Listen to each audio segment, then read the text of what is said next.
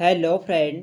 तो कैसे हैं आप लोग। आशा करता हूँ आप सभी अच्छे होंगे और तैयारी आप लोगों की काफ़ी अच्छी चल रही होगी। तो देखो हमारे उत्तराखंड जीके सीरीज चल रही थी, तो आज की क्लास में भी आपको उत्तराखंड जीके के अति महत्वपूर्ण प्रश्न यहाँ पे देखने को मिलेंगे, जो आपकी आने वाली सभी भर्ती परीक्षाओं के लिए काफ़ी महत्वपूर्ण होंगे। तो चलिए आज की क्लास को शुरू करते हैं बिना किसी देरी के। पहला प्रश्न यहाँ पे देखेंगे, किस वर्ष उत्तराखंड शासन द्वारा प्रतीक चिन्हों का निर्धारण किया गया। तो देखो, जिन चिन्हों का प्रयोग शासकीय कार्यों में किया जाता है उनका निर्धारण उत्तराखंड शासन या उत्तराखंड सरकार द्वारा किस वर्ष किया गया था। तो इसका जो सही आंसर है ये ऑप्शन बी, वर्ष 2001। वर्ष 2001 में उत्तराखंड शासन द्वारा प्रतीक चिन्हों का निर्धारण किया गया था, यह आपको ध्यान रखना है। अगला प्रश्न यहाँ पे देखेंगे, निम्न में से उत्तराखंड राज्य का राज्य खेल क्या है। तो उत्तराखंड राज्य का जो राज्य खेल है यह है फुटबॉल। ऑप्शन सी यहाँ पे सही आंसर है। फुटबॉल को किस वर्ष राज्य खेल घोषित किया गया था। तो ये किया गया था 11 अगस्त 2011। तो आपको डेट सही ध्यान रखना है, 11 अगस्त 2011 को फुटबॉल को राज्य खेल घोषित किया गया था, यह आपको ध्यान रखना है। अगला प्रश्न यहाँ पे देखेंगे, अगला प्रश्न यहाँ पे ये है कि उत्तराखंड शासन द्वारा किस वर्ष फुटबॉल को राज्य खेल घोषित किया गया। तो ये किया गया था 11 अगस्त 2011 को। ऑप्शन डी यहाँ पे सही आंसर हो जाएगा। अगला प्रश्न यहाँ पे देखेंगे, निम्न में से उत्तराखंड की राज्य भाषा है। तो देखो, उत्तराखंड की जो राज्य भाषा है यह है हिंदी और संस्कृत दोनों है यहाँ पे। तो हिंदी भी उत्तराखंड की राज्य भाषा है और द्वितीय राज्य भाषा पे संस्कृत है। तो यहाँ पे बात हो रही राज्य भाषा की, तो इसका सही आंसर जाएगा सी के साथ, ए और बी दोनों, क्योंकि हिंदी भी और संस्कृत दोनों ही उत्तराखंड की राज्य भाषा है। संस्कृत को द्वितीय राज्य भाषा कब बनाया गया था। तो ये बनाया गया था 2010 में, ये भी आपको ध्यान रखना है। अगला प्रश्न यहाँ पे देखेंगे, किस वर्ष संस्कृत को द्वितीय राज्य भाषा का दर्जा दिया गया। तो ये दिया गया था जनवरी 2010 में, ये आपको ध्यान रखना है। ऑप्शन यहाँ पे सही आंसर है। अगला प्रश्न यहाँ पे देखेंगे, सूची फर्स्ट को सूची सेकंड से सम्मिलित करते हुए सही कूट चुने। तो यहाँ पे सम्मिलित करना है, यहाँ पे एक तरफ यहाँ पे नाम दे रखे हैं और एक तरफ इनके यहाँ पे वैज्ञानिक नाम यहाँ पे दे रखे हैं। तो ब्रह्म कमल, ब्रह्म कमल का वैज्ञानिक नाम क्या है। तो ब्रह्म कमल का वैज्ञानिक नाम है सो सूर्य अबिलेटा। तो इसके यहाँ पे पहला ही हो जाएगा। मोनाल का जो वैज्ञानिक नाम है यह है लोफोफोरस इम्पीजेनस। तो इसके यहाँ पे दूसरा हो जाएगा। और कस्तूरी मृग का वैज्ञानिक नाम, तो इसका भी यहाँ पे मास्कस कास्ट्रोगास्टर होता है, इसके यहाँ पे तीसरा हो, यानी सभी यहाँ पे क्या सम्मिलित है। बुरांस का वैज्ञानिक नाम होता है रोडोडेंड्रोन अर्बोरियम। तो सभी यहाँ पे सम्मिलित है, 1 2 3 4। तो 1 2 3 4 यहाँ पे किस ऑप्शन में है, यहाँ पे देख लेते हैं। 1 2 3 4, तो यह ऑप्शन सी में 1 2 3 4। तो ऑप्शन सी यहाँ पे इसका सही आंसर हो जाएगा। अगला प्रश्न यहाँ पे देखेंगे, निम्न में से उत्तराखंड का राज्य गीत है। तो उत्तराखंड का जो राज्य गीत है यह है उत्तराखंड देवभूमि मातृभूमि सत सत वंदन अभिनंदन। तो इसका सही आंसर जाएगा डी के साथ। अगला प्रश्न यहाँ पे देखेंगे, उत्तराखंड राज्य गीत किनके द्वारा लिखा गया है। तो उत्तराखंड का जो राज्य गीत है ये लिखा है हेमंत बिष्ट ने। ऑप्शन बी यहाँ पे सही आंसर है। अगला प्रश्न यहाँ पे देखेंगे, राज्य गीत चयन समिति के अध्यक्ष कौन थे।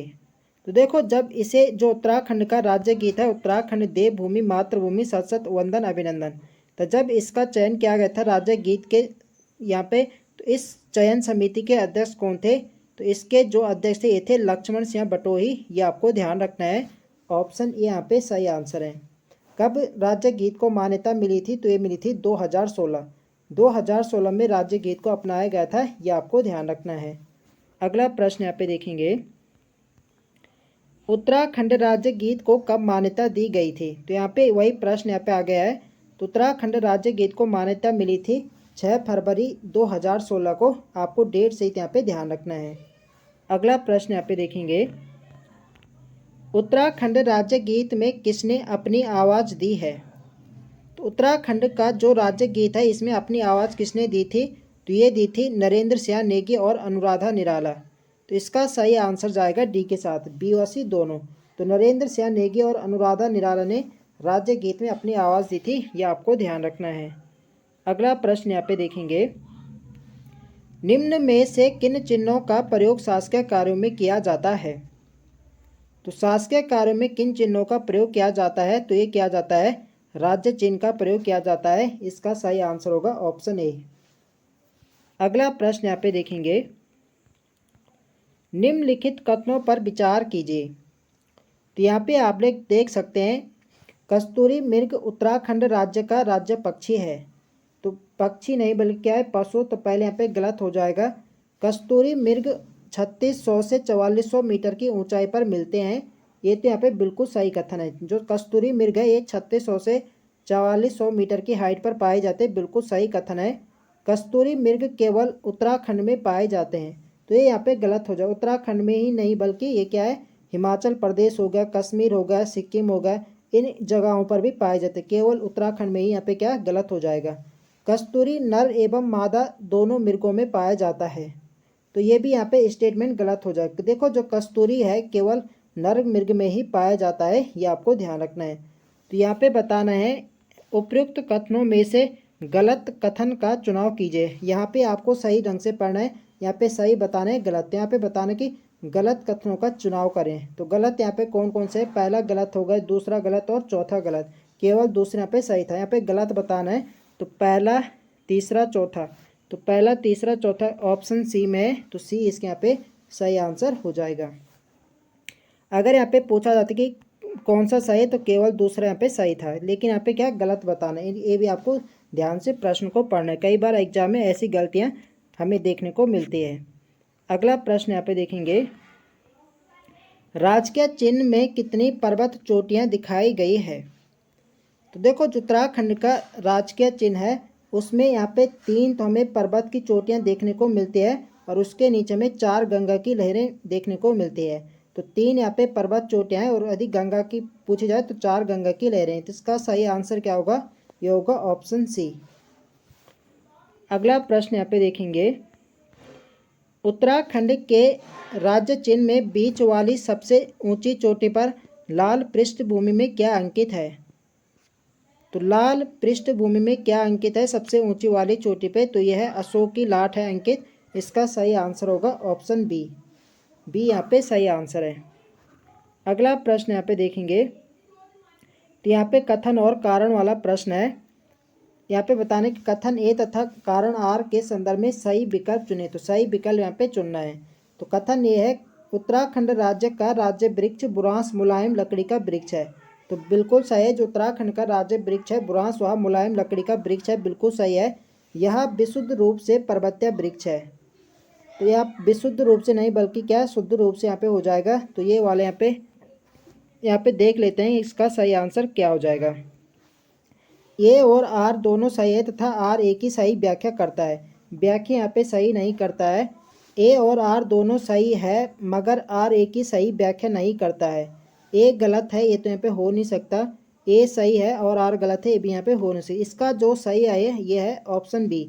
ए और आर दोनों सही है मगर आर क्या है, एक ही सही व्याख्या नहीं करता है। बी इसके यहाँ पे सही आंसर हो जाएगा।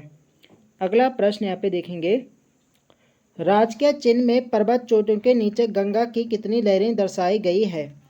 तो मैंने आपको बताया कि यदि पर्वत की चोटियाँ पूछी जाए तो इसमें 3 पर्वत चोटियाँ हैं और उसके नीचे 4 गंगा की लहरें हैं। ऑप्शन डी यहाँ पे सही आंसर हो जाएगा। अगला प्रश्न यहाँ पे देखेंगे, राजकीय चिन्ह किस रूप में है? तो देखो जो हमारा राजकीय चिन्ह है यहाँ पे लगभग यहाँ पे किस रूप का है, इस रूप में हमारा राजकीय चिन्ह है। तो इसका जो आकार है ये लगभग समचतुर्भुज के आकार का है। तो इसका सही आंसर होगा ऑप्शन सी। सी इसके यहाँ पे सही आंसर है। अगला प्रश्न यहाँ पे देखेंगे, हिमालय का मस्क डियर किसे कहा जाता है? तो हिमालय का जो मस्क डियर कहा जाता है ये कहा जाता है कस्तूरी मृग को। ऑप्शन सी यहाँ पे सही आंसर है। अगला प्रश्न यहाँ पे देखेंगे, देखो फ्रेंड्स वीडियो पसंद आ रही तो फ्रेंड्स वीडियो को लाइक करें, शेयर करें, और जो लोग चैनल पर नए हैं चैनल को सब्सक्राइब करें। अगला प्रश्न है हमारा, राज्य पशु कस्तूरी मृग का वैज्ञानिक नाम क्या है? तो राज्य पशु जो कस्तूरी मृग है इसका वैज्ञानिक नाम क्या है? तो इसका वैज्ञानिक नाम है मास्कस काइसोगास्टर। ऑप्शन ए यहाँ पे सही आंसर है। अगला प्रश्न यहाँ पे देखेंगे, उत्तराखंड के राज्य वृक्ष बुरांस के विषय में सत्य कथन चुनिए। तो बुरांस के बारे में यहाँ पे बताना है। तो बुरांस यह एक सदाबहार वृक्ष है। तो बिल्कुल सही, जो बुरांस है यह एक सदाबहार वृक्ष है, बिल्कुल सही है। इसकी ऊंचाई 20 से 25 फीट तक होती है। तो ये वाला कथन भी बिल्कुल सही है। इसकी जो हाइट होती है बुरांस वृक्ष की होती है 20 से 25 फीट, बिल्कुल सही है। यह कठोर लकड़ी का वृक्ष है, ये यहाँ पे गलत हो जाए। कठोर नहीं, अभी हमने देखा इसका लकड़ी जो होती है मुलायम होती है, तो ये वाला यहाँ पे गलत हो जाएगा। यह पर्वतीय एवं मैदानी क्षेत्रों दोनों में समान रूप से मिलता है। तो यहाँ पे समान रूप से नहीं, बल्कि ये क्या मैदानी क्षेत्रों में कम, बल्कि पर्वतीय क्षेत्रों, वैसे ये क्या विशुद्ध रूप से क्या पर्वतीय वृक्ष ही है। तो ये भी क्या पे गलत हो जाएगा। तो पहला और दूसरे यहाँ पे सही है। तो यहाँ पे बताने की सत्य कथन चुनिए। तो पहला और दूसरे यहाँ पे केवल सत्य है, तो इसका होगा सही आंसर, ये होगा ऑप्शन बी, केवल यहाँ पे पहला और दूसरा। अगला यहाँ पे देखेंगे, निम्न में से कस्तूरी मृग किस परिवार का सदस्य है? तो कस्तूरी मृग किस परिवार का सदस्य है? तो यह है अंगोलोटा कुल और मोसुडे कुल। तो अंगोलोटा कुल और मोसुडे कुल एक ही यहाँ पे है, तो इसका सही आंसर है ऑप्शन सी। अंगोलोटा पूछा जाए मोसुडे, दोनों यहाँ पे सही हैं, तो इसे मोसुडे कुल का परिवार का सदस्य माना जाता है। तो इसका सही आंसर जाएगा ऑप्शन सी के साथ। अगला प्रश्न यहाँ पे देखेंगे, राज्य के जंगलों में कस्तूरी मृग कितनी मीटर की ऊंचाई पर पाए जाते हैं? तो कस्तूरी मृग जो पाया जाता है, ये पाया जाता है 3600 से 4400 मीटर की हाइट पर। तो इसका सही आंसर है ऑप्शन बी। अगला प्रश्न यहाँ पे देखेंगे, उत्तराखंड के अलावा किन राज्यों में कस्तूरी मृग पाया जाता है? तो उत्तराखंड के अलावा कस्तूरी मृग हिमाचल प्रदेश हो गया, सिक्किम हो गया, कश्मीर, तो इन जगहों पर भी पाया जाता है। इसका सही आंसर होगा ऑप्शन डी, उपरोक्त सभी। अगला प्रश्न यहाँ पे देखेंगे, राज्य के हिमालय क्षेत्रों में ब्रह्म कमल कितने मीटर की ऊंचाई पर पाया जाता है? तो ब्रह्म कमल जो पाया जाता है ये पाया जाता है 4800 से 6000 मीटर की हाइट पर। इसका सही आंसर है ऑप्शन सी। अगला प्रश्न यहाँ पे देखेंगे,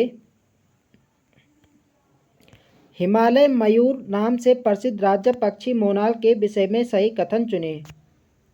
तो मोनाल के बारे में यहाँ पे बताना है, यह केवल उत्तराखंड राज्य में ही मिलते हैं।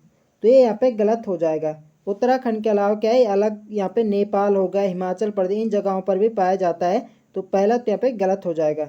यह पहाड़ी एवं मैदानी दोनों क्षेत्रों में समान रूप से मिलते हैं। तो समान रूप यहाँ पे बात हो रही है, ये यहाँ पे गलत हो जाएगा। मोनाल केवल नर पक्षी होते हैं, ये भी यहाँ पे क्या गलत हो जाएगा, नर नहीं बल्कि मादा भी होती है। और यह 2500 से 5000 मीटर की ऊंचाई पर पाए जाते हैं। तो ये वाले यहाँ पे बिल्कुल सही हो जाएगा। जो मोनाल पक्षी होते हैं 2500 से 5000 मीटर की हाइट पर पाए जाते हैं, ये बिल्कुल सही है। तो यहाँ पे बताना था सही कथन बताना, तो ऑप्शन डी यहाँ पे क्या सही है। अगला प्रश्न यहाँ पे देखेंगे, निम्न में से कौन सा कथन सही नहीं है? तो यहाँ पे बताना कि कौन से यहाँ पे सही नहीं है। तो यहाँ पे देख सकते हैं, कस्तूरी मृग का मुख्य भोजन केदार पाती है। तो बिल्कुल सही है, जो कस्तूरी मृग है इसका मुख्य भोजन क्या होता है, केदार पाती होता है, बिल्कुल सही है। और कस्तूरी मृग की सूंघने की शक्ति न्यूनतम होती है, न्यूनतम नहीं बल्कि क्या अधिक होती है। तो ये वाले यहाँ पे क्या सही नहीं है। तो हमें बताना कि कौन सा सही नहीं, तो यही यहाँ पे सही नहीं होगा।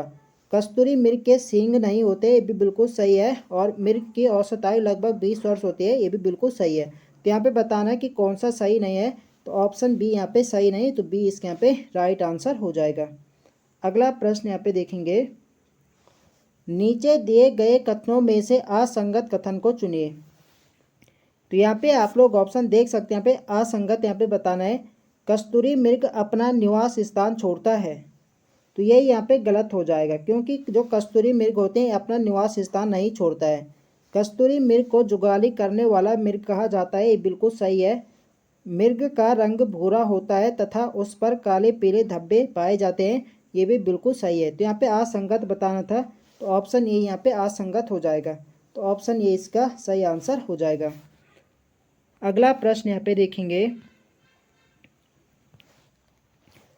उत्तराखंड के संदर्भ में सूची फर्स्ट को सूची सेकंड से सुमेलित करते हुए सूची फर्स्ट और सूची सेकंड के यहाँ पे मिलान करना है। तो यहाँ पे आप लोग ऑप्शन देख सकते हैं। राज्य खेल, तो राज्य खेल फुटबॉल है, पहले यहाँ पे बिल्कुल सही सुमेलित है। राज्य वाद्य यंत्र यहाँ पे ढोल है, ये भी सही सुमेलित है। राज्य तितली वूली बेड एंड पीकॉक है, ये भी सुमेलित है। और राज्य पक्षी क्या है, मोनल। तो इसका 1 2 3 4 यहाँ पे क्या सभी यहाँ पे सुमेलित है। तो कोड के माध्यम से बताना है। तो 1 2 3 4 आपके किस ऑप्शन में है? 1 2 3 4 है कहीं? 1 2 3 4 1 2 3 4 तो यहाँ पे कहीं नहीं दिख रहे। देखते ही बार फिर से। राज्य खेल फुटबॉल सही है। राज्य वाद्ययंत्र ढोल है, सही है। राज्य तितली बोली बेडन पिकॉक है। राज्य पक्षी मोनाल। तो 1 2 3 4 1 2 3 4 यहाँ पे कहीं पे नहीं है। तो आपको ध्यान रखना, हमने उसे भी देख लिया कि 1 2 3 4 इसका सही आंसर हो रहा है। अगला प्रश्न यहाँ पे देख लेते हैं, क्योंकि सभी यहाँ पे गलत। यहाँ पे ऐसा कर सकते हैं हम, यहाँ पे 3 कर लो, इसको यहाँ पे 4 कर लो, तब 20 के यहाँ पे सही हो जाएगा। अगला प्रश्न यहाँ पे देखेंगे, कस्तूरी मृग से एक बार में लगभग कितनी कस्तूरी प्राप्त की जा सकती है? तो कस्तूरी मृग से एक बार में लगभग 30 से 45 ग्राम कस्तूरी प्राप्त की जाती है, और वो भी एक की जाती है 3 साल के अंतराल में। ये आपको ध्यान रखना है। तो ऑप्शन सी इसके यहाँ पे सही आंसर हो जाएगा। और जो कस्तूरी होते हैं केवल नर मृग से ही प्राप्त की जाती है, ये भी आपको ध्यान रखना है।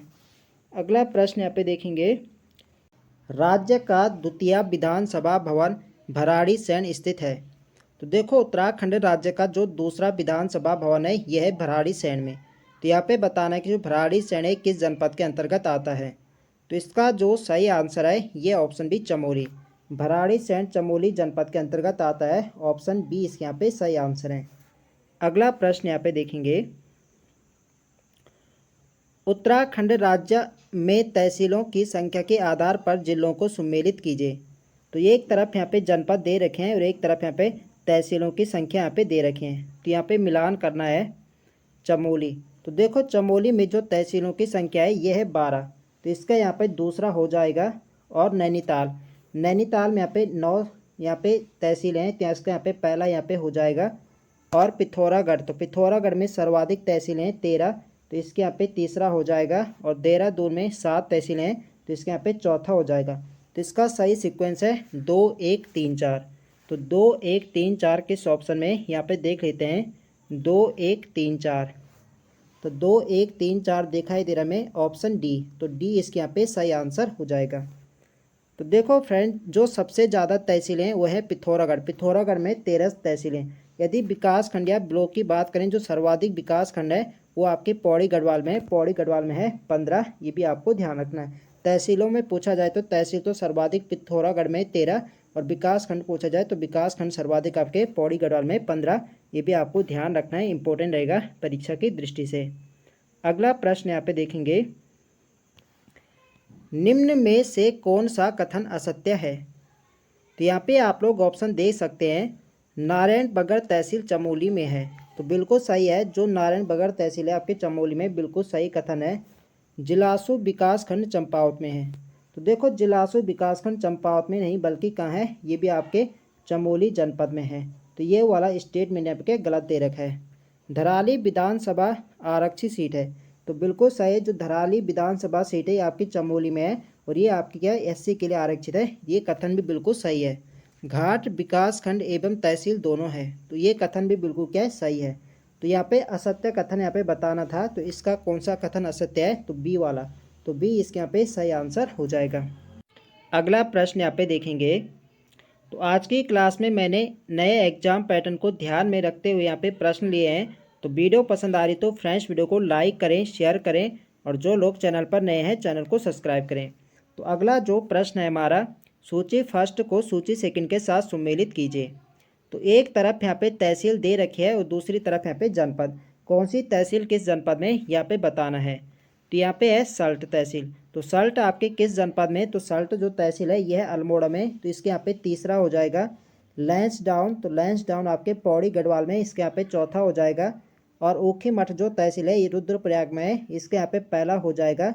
और खटीमा आपके उधमसिंह नगर में, इसके यहाँ पे दूसरा हो जाएगा।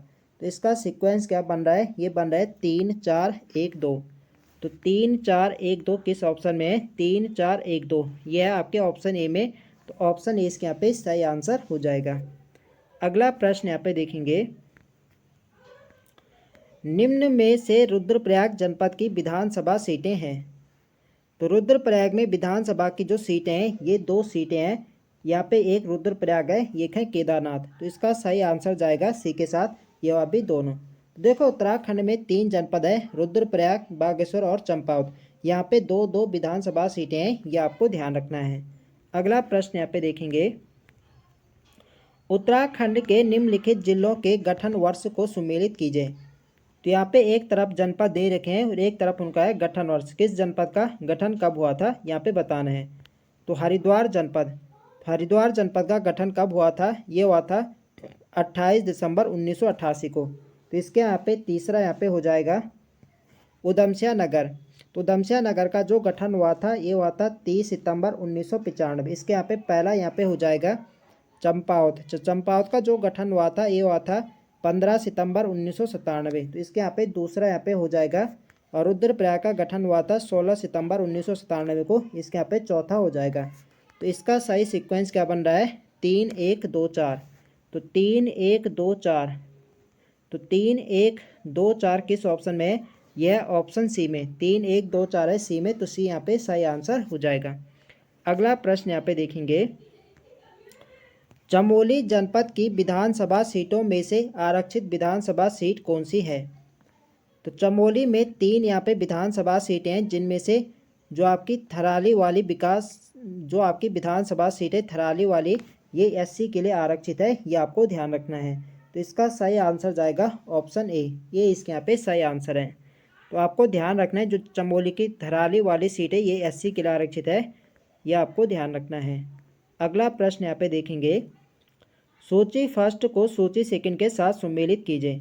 तो एक तरफ यहाँ पे जनपद है, एक तरफ है स्थान। तो कौन सा स्थान किस जनपद में यहाँ पे बताना है, हरिद्वार। तो हरिद्वार में आपका लक्सर और जो खानपुर है ये हरिद्वार में है। इसके यहाँ पे पहला ही हो जाएगा रुद्रप्रयाग। तो रुद्रप्रयाग में आपका क्या है, रुद्रप्रयाग में ऊखी मठ और अगस्त मुनि। इसके यहाँ पे तीसरा हो जाएगा।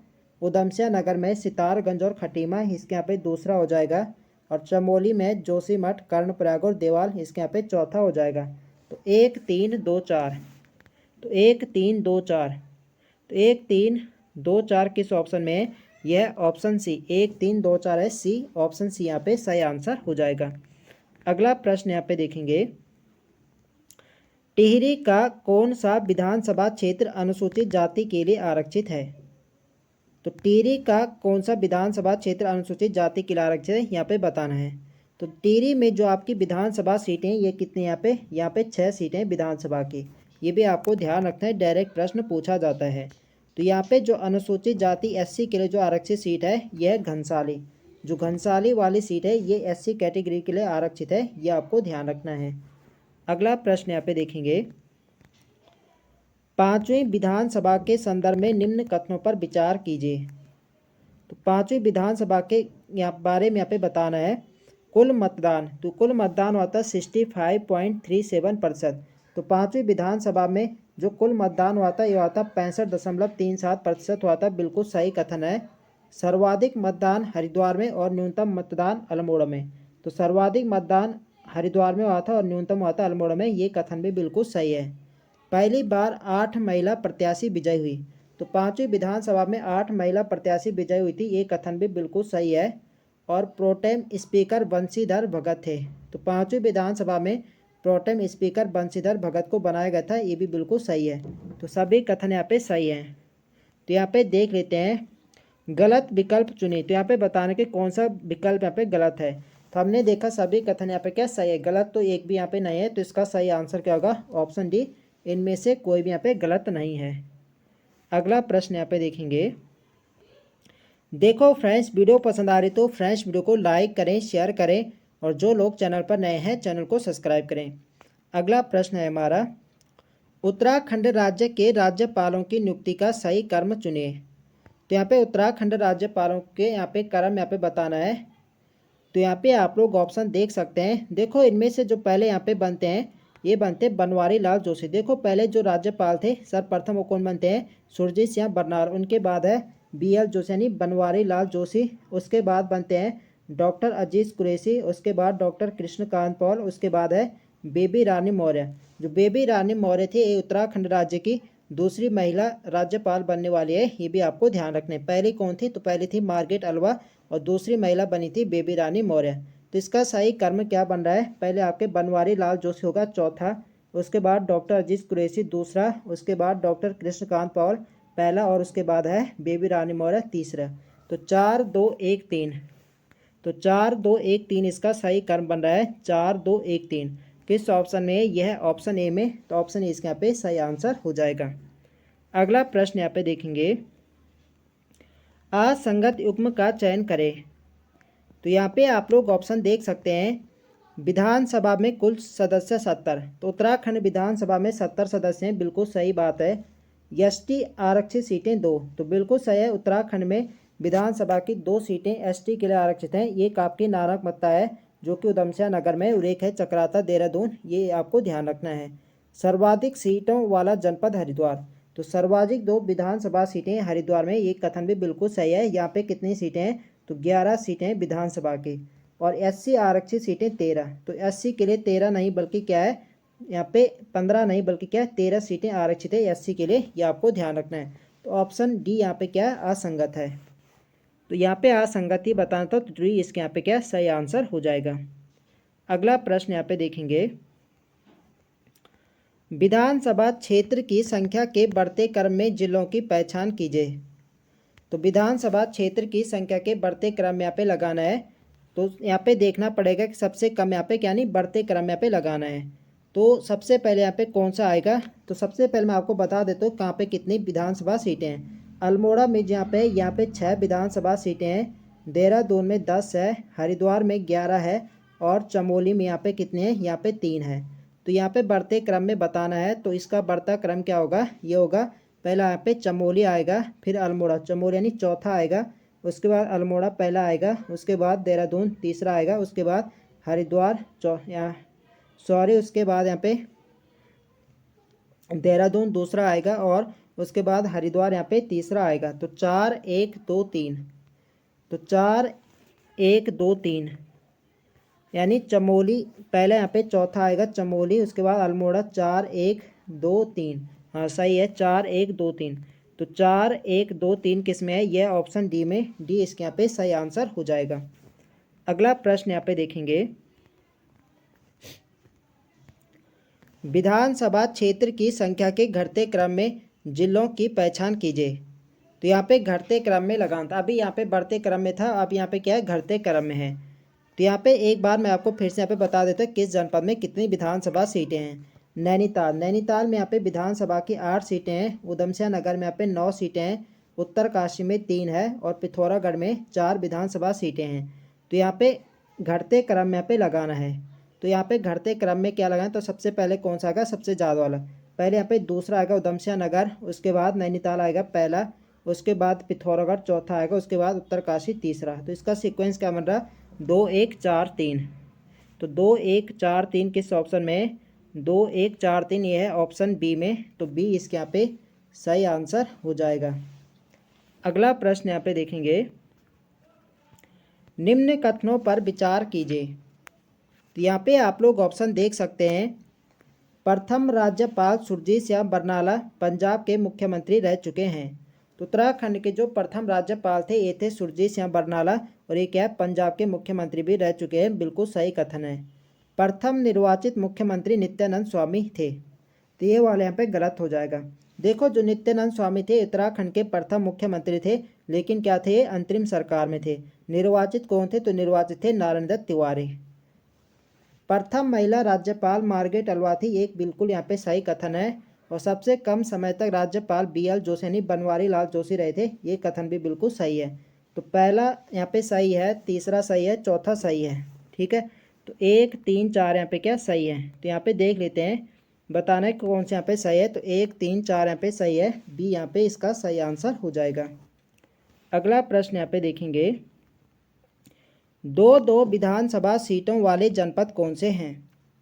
तो दो दो विधानसभा सीटें वाले जो जनपद हैं यह है चंपावत, बागेश्वर और रुद्रप्रयाग। इन जनपदों में दो दो विधानसभा सीटें हैं, ये आपको ध्यान रखना है। अगला प्रश्न यहाँ पे देखेंगे, उत्तराखंड में कुल कितने मंडल है? तो इजी प्रश्न है, उत्तराखंड में 2 ही मंडल है, गढ़वाल और कुमाऊं। बी यहाँ पे सही आंसर हो जाएगा। अगला प्रश्न यहाँ पे देखेंगे, सूची फर्स्ट को सूची सेकंड के साथ सम्मिलित करें। तो यहाँ पे आप लोग ऑप्शन देख सकते हैं, प्रथम विधानसभा अध्यक्ष अंतरिम। तो अंतरिम सरकार में जो प्रथम विधानसभा अध्यक्ष थे ये थे प्रकाश पंत, बिल्कुल सही कथन है। प्रथम विधानसभा अध्यक्ष निर्वाचित, तो निर्वाचित सरकार में प्रथम विधानसभा अध्यक्ष यहाँ पे यशपाल आ रहे थे, ये इसका यहाँ पे दूसरा हो जाएगा। और प्रथम प्रोटेम स्पीकर, तो प्रथम प्रोटेम स्पीकर यहाँ पे काजी मोइनुद्दीन थे, इसके यहाँ पे तीसरा हो जाएगा। और प्रथम मुख्य सचिव अजय विक्रम सिंह था, इसके यहाँ पे चौथा हो जाएगा। तो इसका तो सही सीक्वेंस है 1 2 3 4। तो 1 2 3 4, तो 1 2 3 4 किस ऑप्शन में है? यह ऑप्शन सी में 1 2 3 4, तो ऑप्शन सी यहाँ पे सही आंसर हो जाएगा। अगला प्रश्न यहाँ पे देखेंगे, तो अगला भी यहाँ पे मिलान करने वाला है, सूची फर्स्ट को सूची सेकंड के साथ मिलान करना है। प्रथम महिला विधानसभा अध्यक्ष, तो प्रथम महिला विधानसभा अध्यक्ष कौन थी? तो ये थी रितु खंडोड़ी, इसके यहाँ पे चौथा हो जाएगा। यहाँ पे देख सकते हो ऑप्शन में यहाँ पे चौथा यहाँ पे सबसे ऊपर दे रखा है, तो इसके यहाँ पे चौथा हो जाएगा। प्रथम विधानसभा उपाध्यक्ष, तो प्रथम विधानसभा उपाध्यक्ष जो थी ये थी विजय बर्थवाल, इसके यहाँ पे पहला हो जाएगा। तो 4-1 यहाँ पे हो गया। प्रथम महिला विपक्ष नेता, तो प्रथम महिला जो विपक्ष नेता थे ये थी यहाँ पे श्रीमती इंदिरा हृदय, इसके यहाँ पे दूसरा हो जाएगा। और प्रथम महिला राज्यपाल जो सदस्य थी ये थी मनोरमा शर्मा, इसके यहाँ पे तीसरा हो जाएगा। तो 4-1 2 3, तो 4-1 2 3 किस ऑप्शन में है? 4-1 2 3, ये है ऑप्शन बी में, बी इसके यहाँ पे सही आंसर हो जाएगा। अगला प्रश्न यहाँ पे देखेंगे, राज्य की प्रथम महिला मुख्य सूचना आयुक्त बनी।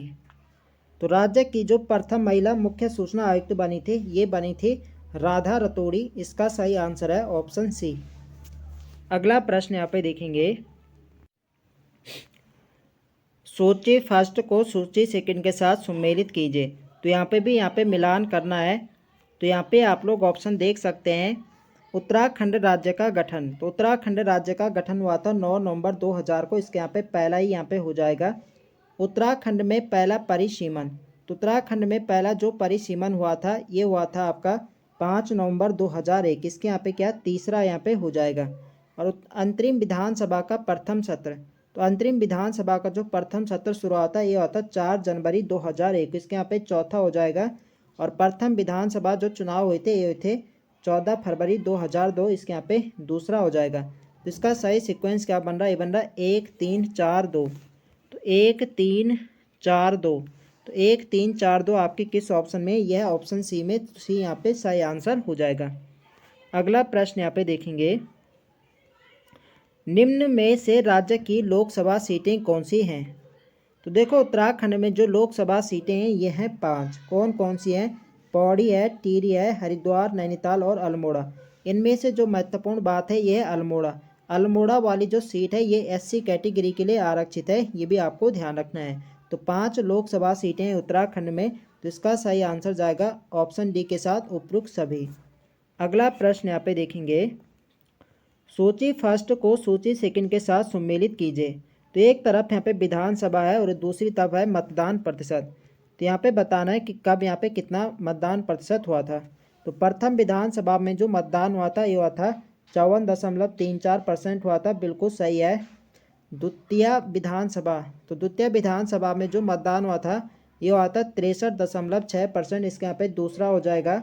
तृतीय विधानसभा में हुआ था 67.70, इसके यहाँ पे तीसरा हो जाएगा। और पाँचवीं विधानसभा में जो मतदान हुआ था ये हुआ था 65.37%, इसके यहाँ पे चौथा हो जाएगा।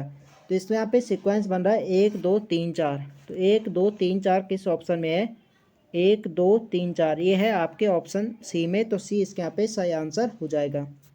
अगला प्रश्न यहाँ पे देखेंगे, राज्य में लोकसभा की कुल सीटें कितनी हैं?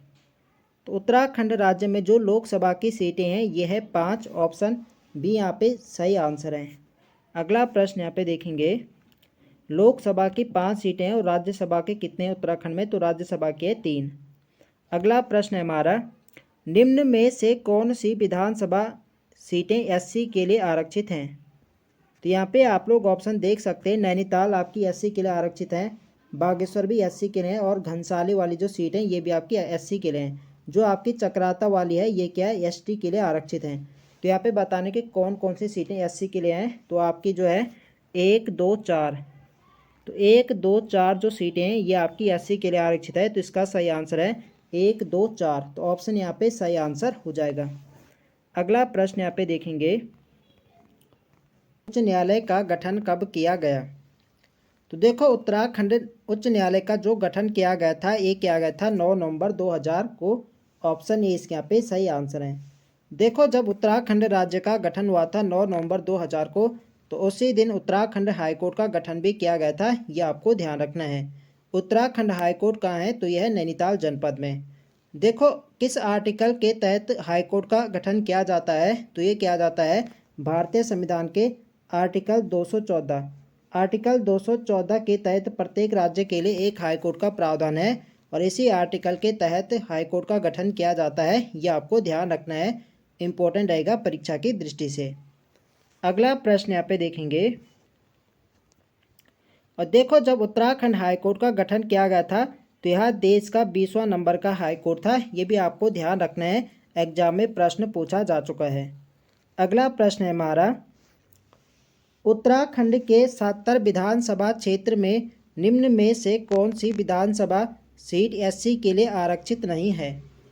तो देखो उत्तराखंड में विधानसभा की 70 सीटें हैं, जिनमें से 15 सीटें आरक्षित सीट हैं, जिनमें से 13 सीटें तो एससी के लिए हैं और 2 सीटें यहाँ पे एसटी के लिए आरक्षित हैं। ये आपको ध्यान रखना है।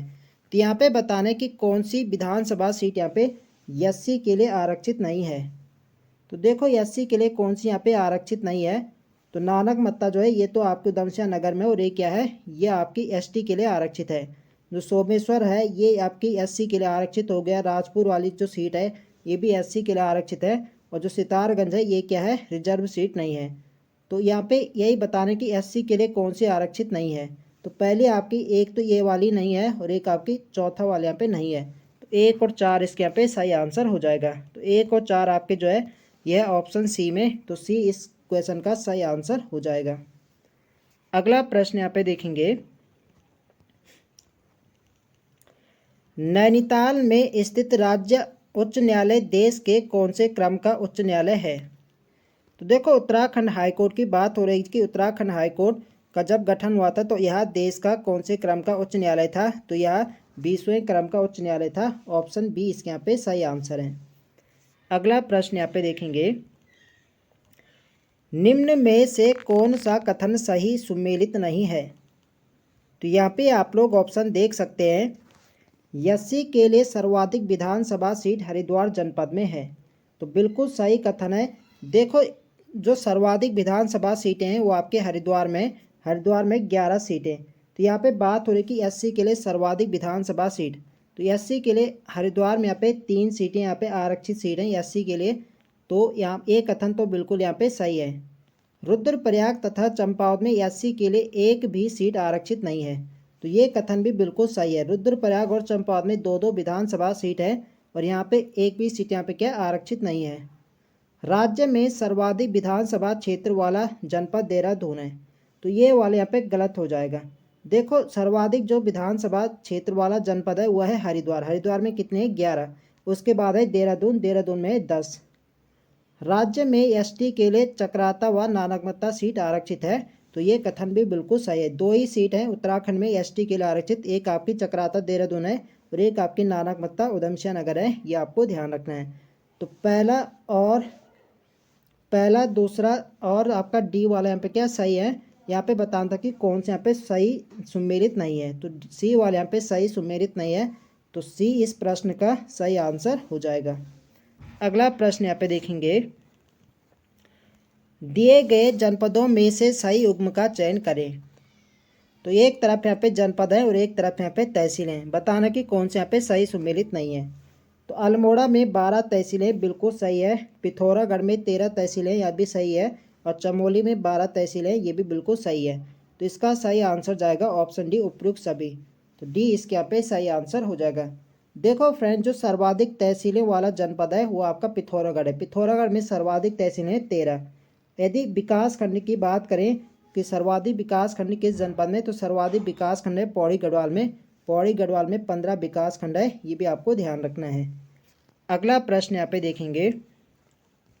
देखो फ्रेंड्स, वीडियो पसंद आ रही तो फ्रेंड्स वीडियो को लाइक करें, शेयर करें, और जो लोग चैनल पर नए हैं चैनल को सब्सक्राइब करें।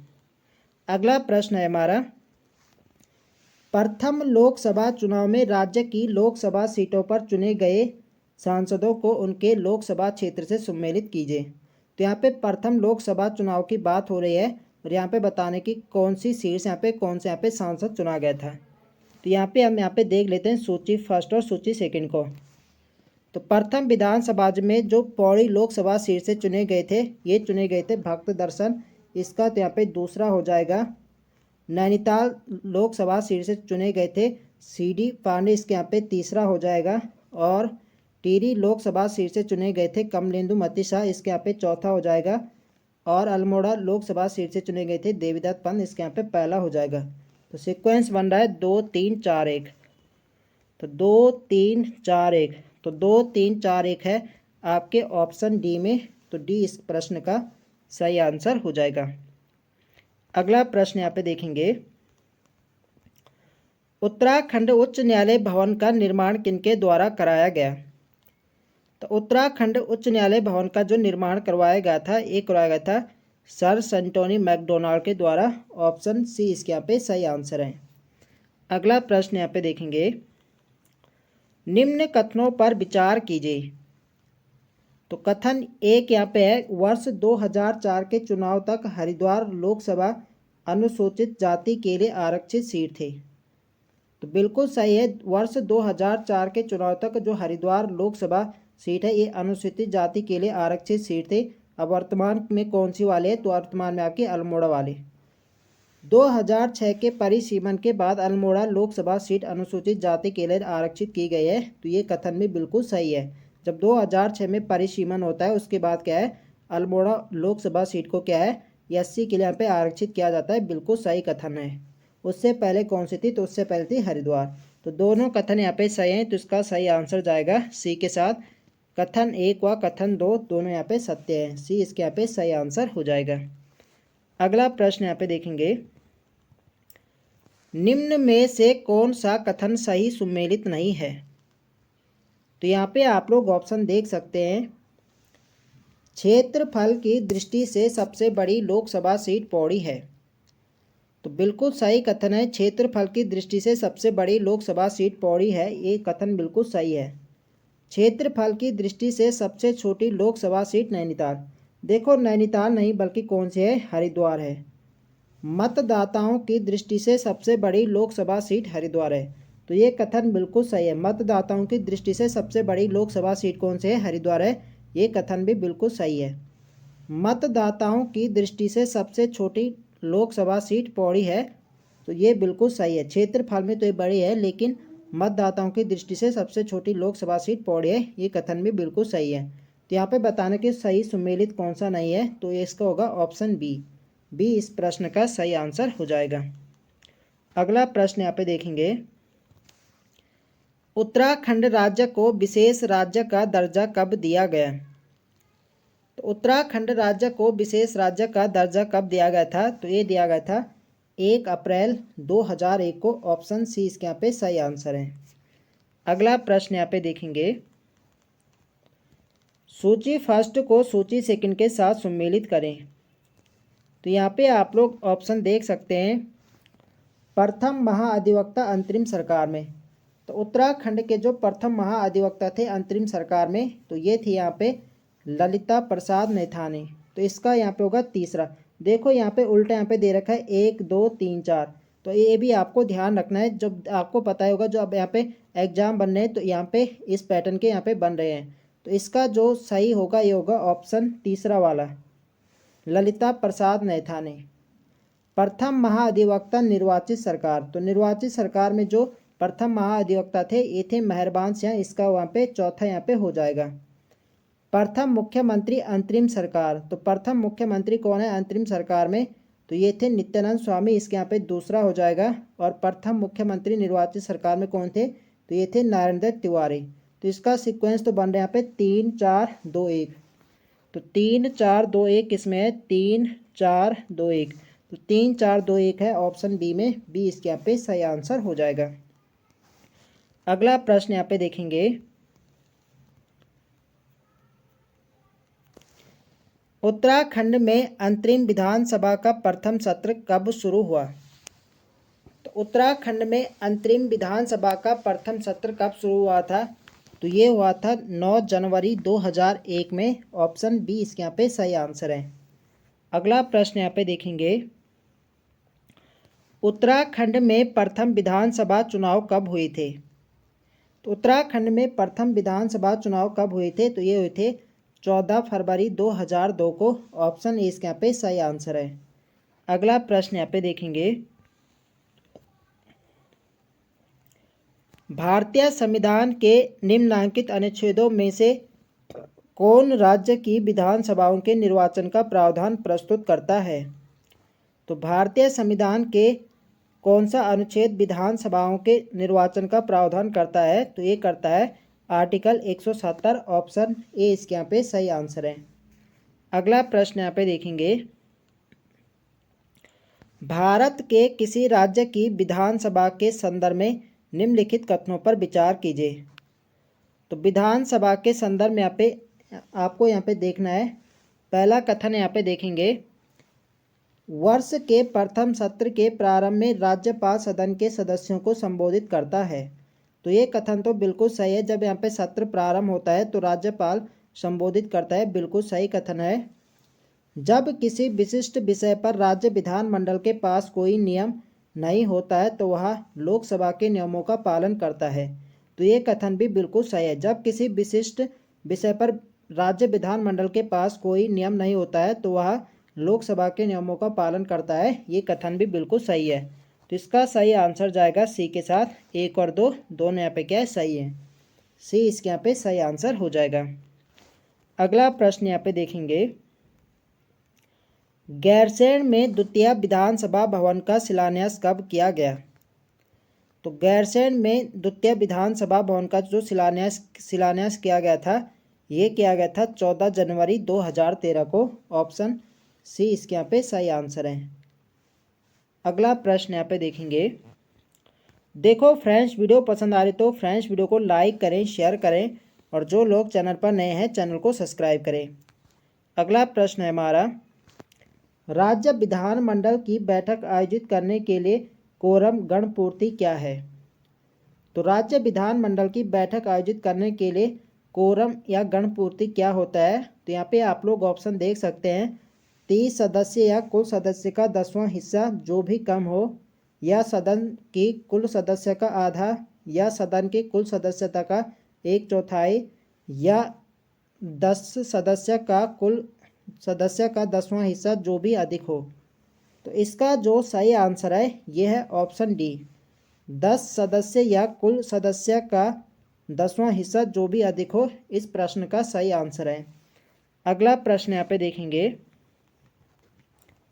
राज्य विधायिका से संबंधित अनुच्छेदों को सुमेलित कीजिए। तो राज्य विधायिका से संबंधित अनुच्छेदों को यहाँ पे सुमेलित करना है, तो यहाँ पे देख लेते हैं सूची फर्स्ट और सूची सेकंड को।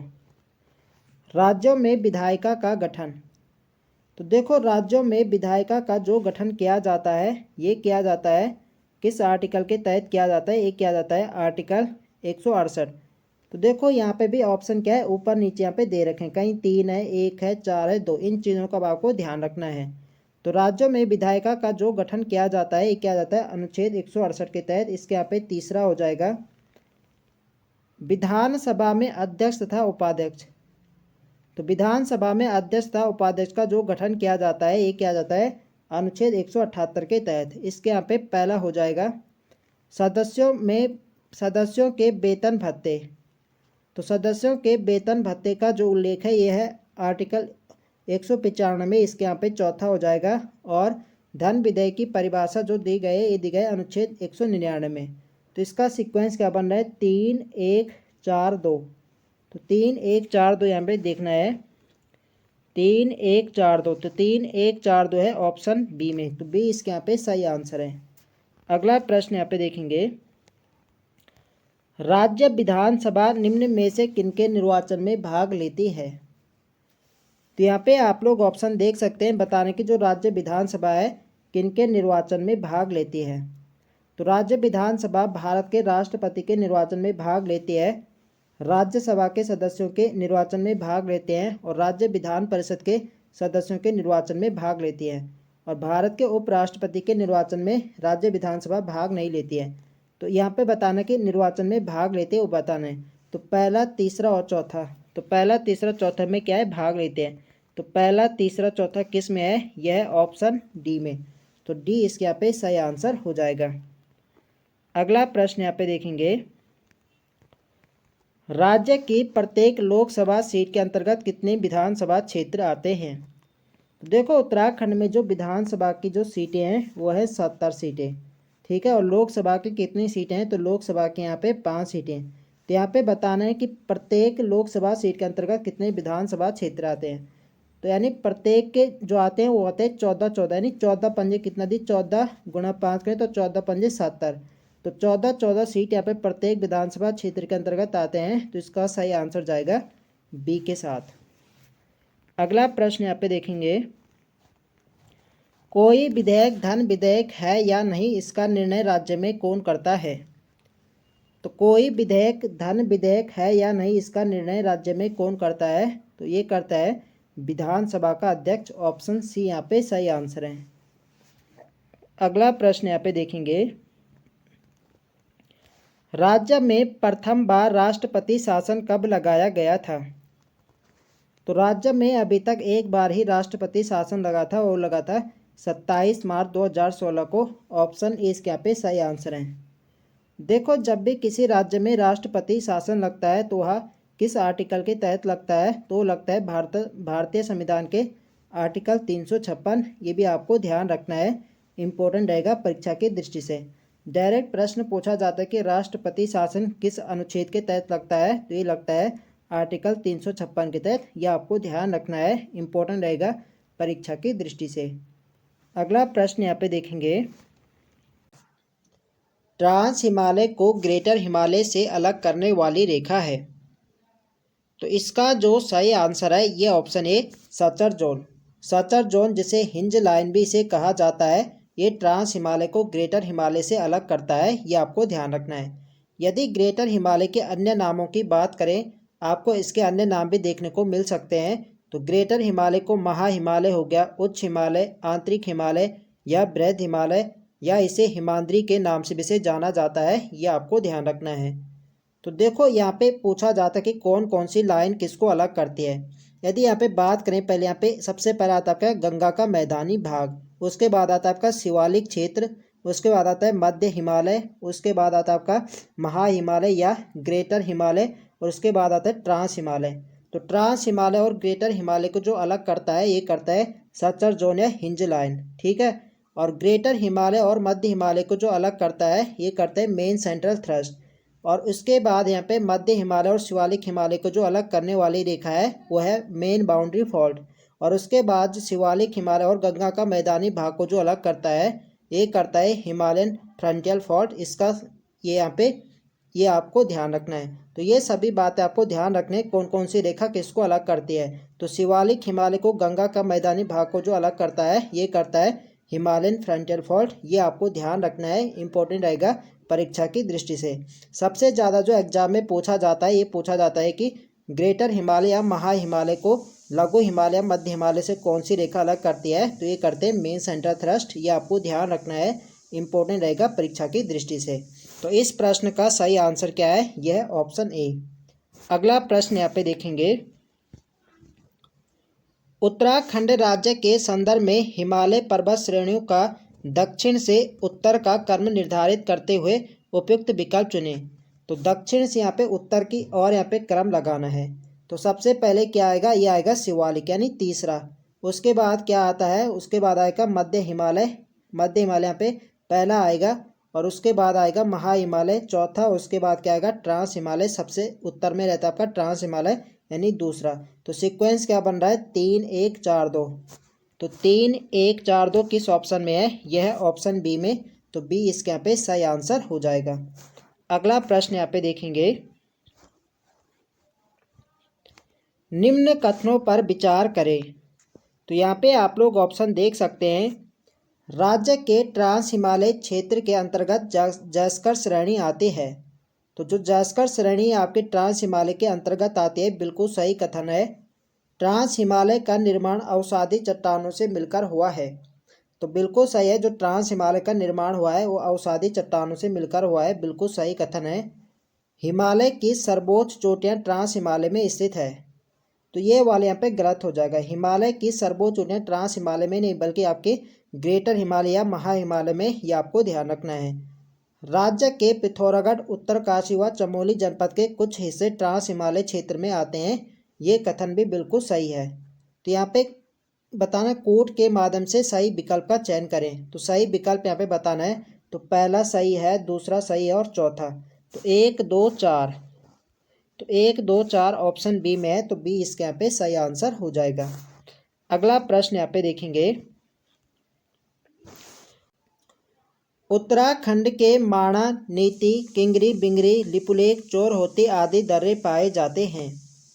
तो ये जो सभी दर्रे पाए जाते हैं ये पाए जाते हैं ट्रांस हिमालय में। ऑप्शन बी इसके यहाँ पे सही आंसर है।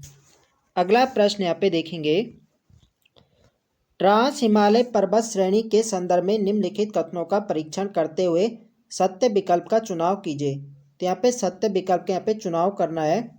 पहला यहाँ पे देखेंगे, यह हिमालय पर्वत श्रेणियों में सबसे उत्तर में स्थित है। तो बिल्कुल सही है, ट्रांस हिमालय सबसे उत्तर में, बिल्कुल सही है।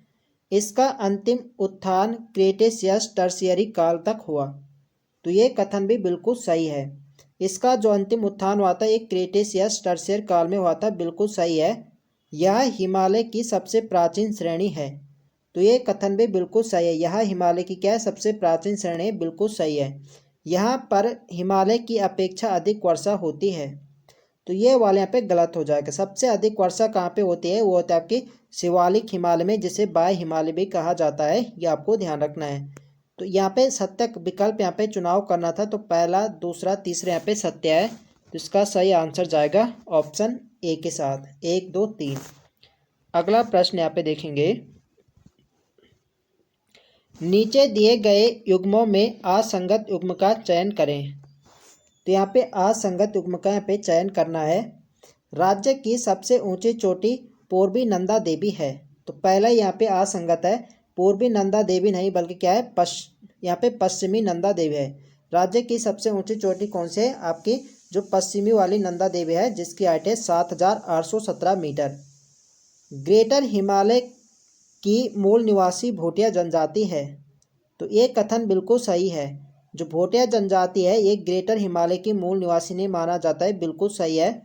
राज्य में बृहद हिमालय श्रेणियाँ फैली है 6 जिलों में। तो ये बिल्कुल सही है। जो बृहद हिमालय इसका फैलाव राज्य में 6 जिलों में, बिल्कुल सही कथन है। राज्य में सबसे कम वर्षा बृहद हिमालय के ऊपरी क्षेत्रों में होती है, ये बिल्कुल सही है। बृहद हिमालय में सबसे कम वर्षा होते हैं 40 से 80 सेमी तक, ये कथन भी बिल्कुल सही है। तो यहाँ पे असंगत बताना था, तो पहला यहाँ पे असंगत है। तो ऑप्शन ए यहाँ पे सही आंसर हो जाएगा। अगला यहाँ पे देखेंगे, निम्न कथनों पर विचार करें व कोर्ट द्वारा गलत विकल्प चुनें। तो यहाँ पे आप लोग देख सकते हैं, ग्रेटर हिमालय के ऊंचाई वाले क्षेत्रों में 4200 मीटर से ऊपर हिमानी जलवायु पाई जाती है। तो बिल्कुल सही है। जो ग्रेटर हिमालय है उसके ऊंचाई वाले क्षेत्रों में 4200 मीटर ऊपर यहाँ पे हिमानी जलवायु पाई जाती है, बिल्कुल सही कथन है। बृहद या ग्रेटर हिमालय को उच्च आंतरिक या मुख्य हिमालय या हिमाद्री भी कहा जाता है।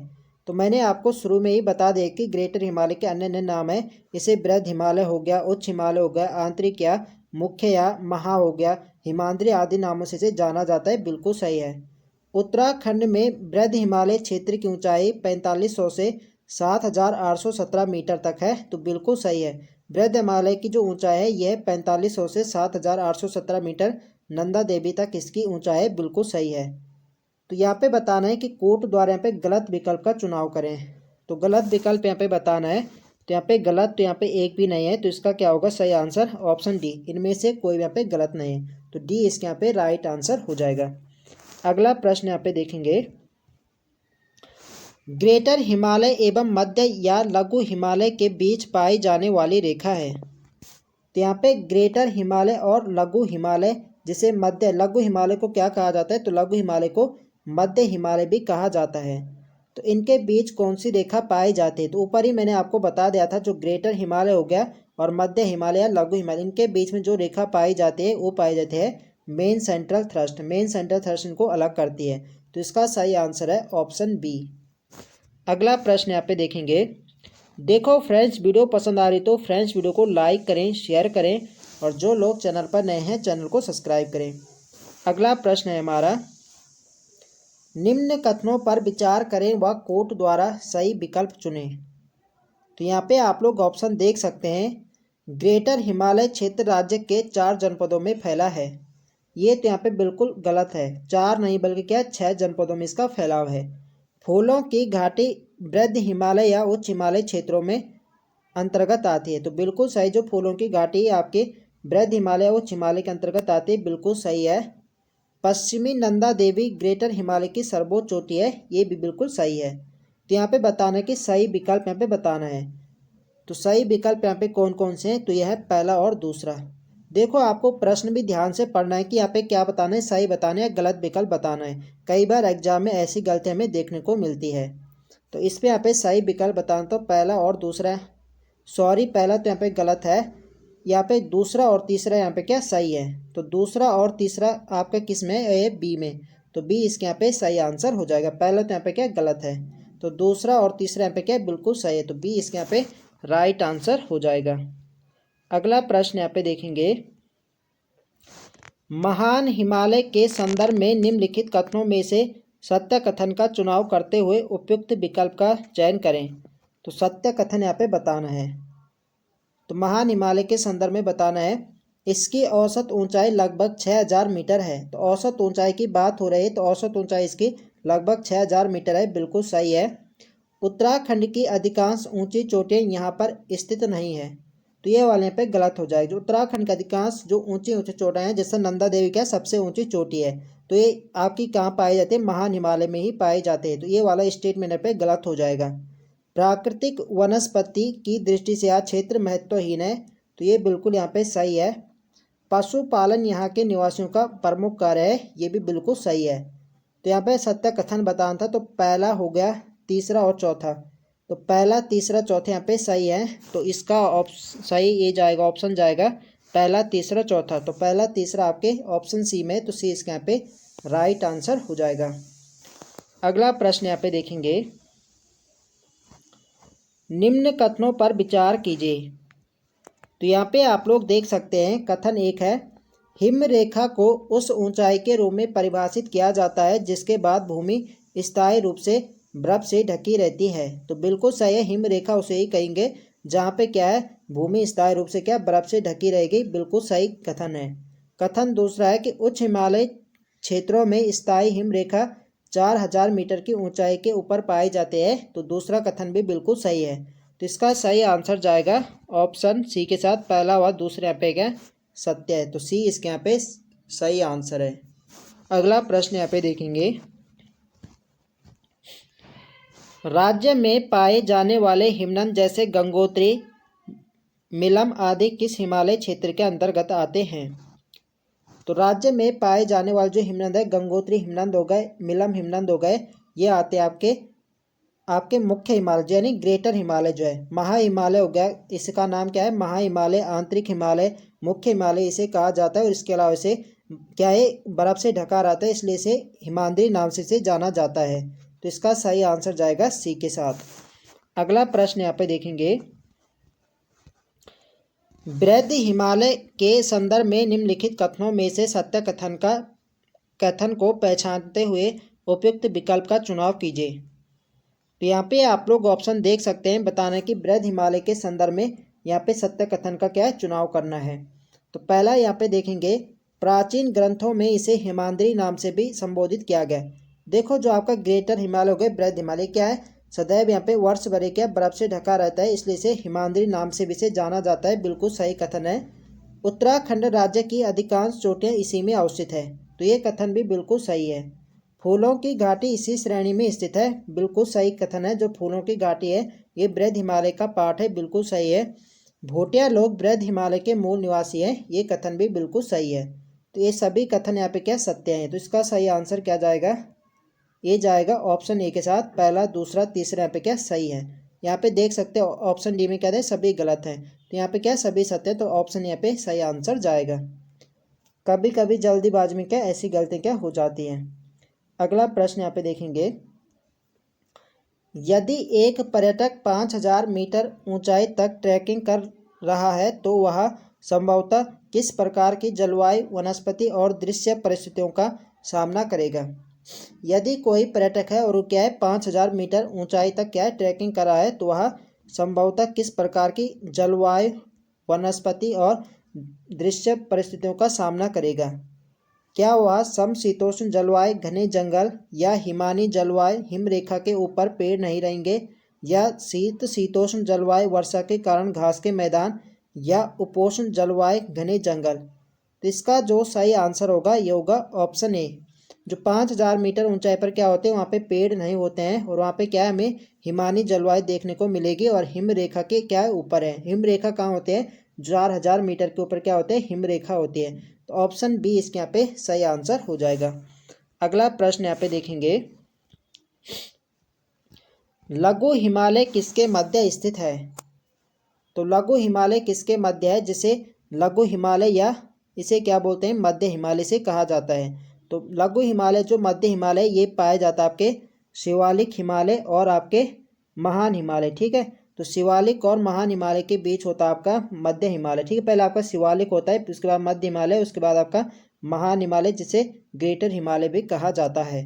तो इसका सही आंसर जाएगा ऑप्शन डी के साथ। अगला प्रश्न यहाँ पे देखेंगे, निम्न में कौन सी नदियाँ मध्य हिमालय क्षेत्र से निकलती है। तो मध्य हिमालय क्षेत्र से निकलती आपकी नयार हो गए, खो हो गए, कोसी हो गए, सरयू, तो ये सभी नदियाँ निकलती हैं मध्य हिमालय से। ऑप्शन डी इसके यहाँ पे सही आंसर होगा, उपयुक्त सभी। अगला प्रश्न यहाँ पे देखेंगे, उत्तराखंड का पामीर कहा जाने वाला स्थान दूधातौली श्रृंखला के विषय में निम्न कथनों पर विचार करते हुए कूट के माध्यम से सत्य कथनों को चुने। तो देखो उत्तराखंड का पामीर कहा जाता है दूधातौली श्रेणी को, तो इसी के बारे में सत्य कथन के यहाँ पे चुनाव करना है। यह लघु हिमालय के अंतर्गत चमोली, पौड़ी तथा अल्मोड़ा जिले के मध्य फैला है। तो देखो जो उत्तराखंड का पामीर है दूधातौली श्रेणी, इसका जो फैलाव है यह है 3 जनपदों में, चमोली, पौड़ी और अल्मोड़ा, ठीक है। तो ये किसके अंतर्गत आता है, तो ये आता है लघु हिमालय के अंतर्गत ये आता है, बिल्कुल सही है। तो पहला कथन यहाँ पे क्या है, बिल्कुल सही है। दूसरा कथन यहाँ पे देखेंगे, यहाँ का महत्व 5 नदियों का उद्गम व औषधियों आदि के कारण अधिक है। तो यहाँ से जो आपका उत्तराखंड का पामीर है दूधातौली श्रेणी, यहाँ से 5 नदियाँ से निकलती है, ठीक है। कौन कौन सी, पश्चिमी रामगंगा हो गया, पूर्वी नयार हो गया, पश्चिमी नयार हो गया, बूनो और आटाघाट, तो ये सभी नदी यहाँ से निकलती है। राजधानी नैनीताल इसी क्षेत्र में स्थित है, तो ये वाला गलत यहाँ पे हो जाएगा। नैनीताल इस क्षेत्र के अंतर्गत नहीं आता है, ये यहाँ पे क्या गलत है। मार्च के अंतिम सप्ताह तक बर्फ पिघलने के बाद यह क्षेत्र हरा भरा हो जाता है। हिमालय के गद्दी एवं गुर्जर यहाँ पशु चराने आते हैं, तो ये बिल्कुल यहाँ पे सही है। तो पहला सही है, दूसरा सही है और चौथा सही है, तीसरा यहाँ पे सही नहीं है। तो सत्य कथन का चुनाव करना था, तो इसका सही आंसर क्या जाएगा, 1, 2, 4। तो 1, 2, 4 किस में है, यह ऑप्शन सी में। अगला प्रश्न यहाँ पे देखेंगे, लघु हिमालय के संदर्भ में निम्न कथनों पर विचार करें। तो लघु हिमालय के बारे में बताना है, राज्य के पूर्वी छोर चंपाओं से लेकर पश्चिमी छोर देहरादून तक 9 जनपदों में यह श्रेणी विस्तृत है। तो लघु हिमालय का जो फैला है ये राज्य के 9 जनपदों में है, ये कथन बिल्कुल सही है। इस श्रेणी में जीवाश्म का अभाव पाया जाता है, ये भी बिल्कुल सही। इसमें क्या है, जीवाश्म का अभाव पाया जाता है, ये बिल्कुल सही है। इसका निर्माण वलित एवं कायंत्रित चट्टानों से हुआ है, ये कथन भी बिल्कुल सही है। इस क्षेत्र में भागीरथी, अलकनंदा आदि नदियाँ निकलती है, तो ये यहाँ पे गलत हो जाएगा। भागीरथी और अलकनंदा किससे निकलती है? ये निकलता है कि महान हिमालय से। तो चौथा यहाँ पे क्या गलत है। कोड के माध्यम से सही विकल्प का चुनाव कीजिए। तो सही क्या है? 1 2 3 यहाँ पे क्या सही है? 1 2 व 3। तो इसका सही आंसर जाएगा बी के साथ। अगला प्रश्न यहाँ पे देखेंगे, मध्य या लघु हिमालय को शिवालिक हिमालय से अलग करता है। तो शिवालिक हिमालय और मध्य या लघु हिमालय को कौन सी रेखा अलग करती है? तो ये करते हैं मेन बाउंड्री फॉल्ट। इसका सही आंसर जाएगा सी के साथ। और इसके बाद शिवालिक के बाद आपका गंगा का मैदान आता है, जिसको अलग करते हैं आपके हिमालयन फ्रंटियर फॉल्ट। ये भी आपको ध्यान रखना है। अगला प्रश्न यहाँ पे देखेंगे, उत्तराखंड में स्थित लघु हिमालय से संबंधित निम्न कथनों में से सत्य कथन का चुनाव करते हुए उपयुक्त विकल्प चुनें। तो लघु हिमालय से संबंधित आपको सही कथन का यहाँ पे चुनाव करना है, सत्य कथन चुनना है। यह श्रेणी प्री कैम्ब्रियन तथा पोलियोजोइक चट्टानों से बनी है। तो बिल्कुल सही है। जो आपके लघु हिमालय यह आपकी प्री कैम्ब्रियन तथा पोलियोजोइक चट्टानों से बने हैं, बिल्कुल सही है। इसमें जीवाश्म का अभाव पाया जाता है। अभी हमने देखा ऊपर, इसमें क्या है, जीवाश्म का अभाव पाया जाता है। ये भी बिल्कुल सही बात है। इस क्षेत्र में शीतोष्ण कटिबंधीय सदाबहार सघन वन मिलते हैं, जिसमें चीड़, फर, देवदार आदि प्रमुख हैं। तो ये कथन भी बिल्कुल सही है। सरयू, पश्चिमी रामगंगा, लधिया तथा नयार जैसी नदियाँ इस श्रेणी से निकलती है।